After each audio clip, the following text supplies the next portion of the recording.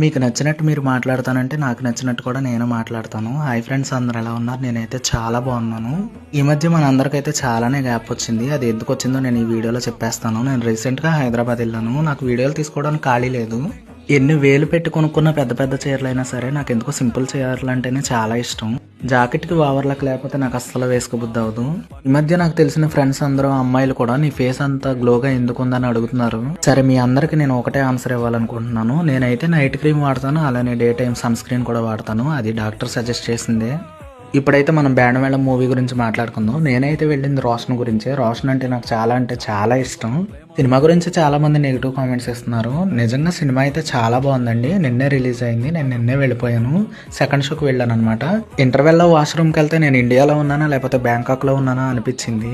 Washroom అయితే ఏదో వేరే కంట్రీలో ఉన్నట్టే ఉంది. మేము లాస్ట్ టైం బ్యాంకాక్ వెళ్ళినప్పుడు మాకు ఇచ్చిన వాష్రూమ్ కూడా ఇలానే ఉండేది. ఇంకా ఇంటర్వెల్ అయిపోయిన తర్వాత వచ్చేసాం అనమాట. ఈ సినిమా మీలో ఎంతమంది చూసారో నాకైతే కామెంట్ చేయండి. ఒకవేళ చూడకపోతే కంపల్సరీ చూడండి వెళ్ళి. షో అయినా సెకండ్ షో అయినా సినిమా ఎప్పుడైనా సరే మనకు మాత్రం తిండి అంటే ముఖ్యం అనమాట. తిండి లేకపోతే నేను అసలు బతకలేను. ఏం తింటున్నానో, ఎంత తింటున్నానో, ఎలా తింటున్నానో అస్సలు చూసుకోను. నా లైఫ్ అంతా ఏంటంటే ఏది అనిపిస్తే అది చేసేయాలి, ఎలా ఉండాలనిపిస్తే అలా ఉండాలి. ఒకరికి నచ్చినట్టు ఉండాలని నాకైతే ఉండదు. ఇంకా ఏ సినిమాకి వెళ్ళినా మన మెలోడీ డ్రామా అయితే మామూలుగా ఉండదు. ఏడ్ చేస్తూ ఉంటాను, అందులో లీనమైపోతూ ఉంటాను. ఈ సినిమా అయితే నాకు చాలా అంటే చాలానే నచ్చింది. ఎవరు ఎలాంటి రివ్యూస్ ఇచ్చినా సరే నా రివ్యూ అయితే ఇదే. నేను మీ అందరిని ఒకటి అడగాలనుకుంటున్నాను. మీలో ఎంతమంది నన్ను డైరెక్ట్గా చూసారు? మీ ఊరి పేరేంటో కామెంట్ చేయండి.